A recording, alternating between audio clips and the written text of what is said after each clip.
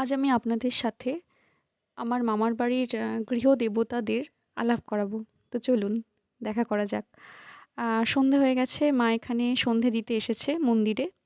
আর যেদিন আমরা মামার বাড়ি যাই সেদিন কোনো কারণবশত যিনি সন্ধে দেন উনি আসেননি। তো সেই জায়গায় আর কি মা আর কি সন্ধে দিয়ে গিয়েছে। তো চলুন সন্ধ্যের কিছু মুহূর্ত শেয়ার করা যাক।